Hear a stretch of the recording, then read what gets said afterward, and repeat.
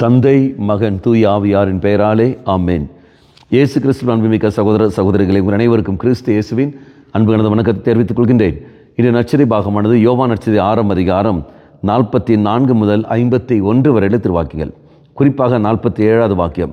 உறுதியாக உங்களுக்கு சொல்கிறேன், என்னை நம்புவோர் நிலை வாழ்வை கொண்டுள்ளனர். இயேசு கிறிஸ்துவில் நம்பிக்கை வைத்து வாழ்கிறவர்கள் நிலை வாழ்வை அவர்கள் பெற்றுக் கொண்டிருக்கிறார்கள், அவர்கள் பெற்று விடுகிறார்கள். ஆமாண்டவரே, மக்களே, நீ நானும் பார்க்க வேண்டிய ஒரு சம்பவம். நிலை வாழ்வு என்பது வேறு யாரும் இல்லை, இயேசு கிறிஸ்து தான். அப்போ அந்த நம்பிக்கை எப்படி வர வேண்டும்? இறை வார்த்தை வழியாக தான் எனக்கு நம்பிக்கை வரும்.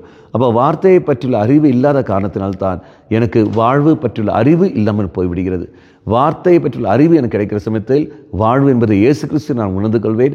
அந்த இயேசு கிறிஸ்துவ அந்த வாழ்வாம் இயேசு கிறிஸ்துவை பலிப்பிடத்தில் நான் பெற்றுக்கொள்வேன். அதுதான் திருப்பலி வழியாக நான் பெற்றுக்கொள்வேன். ஆகவே நான் நிலை வாழ்வு நான் பெற வேண்டும் என்றால் நற்கருநாதரை நான் கொள்ள வேண்டும், நற்கருநாதரை பெற்றுக் தர வேண்டும். அந்த நற்கருநாதரை நான் பெற வேண்டும் என்றால் நல்ல தகுதியோடு நான் இருக்க வேண்டும். தகுதியோடு இருக்க வேண்டும் என்றால் நல்ல பாவசங்கத்தினம் செய்ய வேண்டும். அப்போ என்னோட குற்றங்கள் குறைகளும் நான் அறிக்கையிட வேண்டும் என்றால் அது பற்றியுள்ள அறிவு எனக்கு இருக்க வேண்டும் என்றால் வார்த்தையை நான் படித்திருக்க வேண்டும். அப்போ வார்த்தை தான் என்ன செய்யும்? என்னை நிலை வாழ்வுக்கு கொண்டு போய் சேர்க்கும். அன்பானவர்களே, இந்த நாட்களில் வார்த்தையை படிப்போம், தினந்தோறும் வார்த்தையை படிப்போம், தியானிப்போம், நிலை வாழ்வை உரிமையாக்கிக் கொள்வோம்.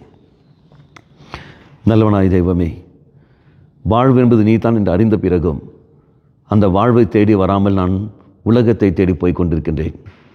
எனக்கு சக்தியை தாரும்.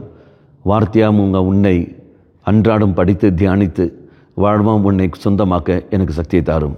அம்மா மாதாவே, தெய்வ மாதாவே, எங்கள் மாதாவே, என் அன்னையே, விசேஷமாக எங்களுக்காக பரிந்து பேசும். ஆமேன். தந்தை, மகன், தூய ஆவியாரின் பெயராலே ஆமேன்.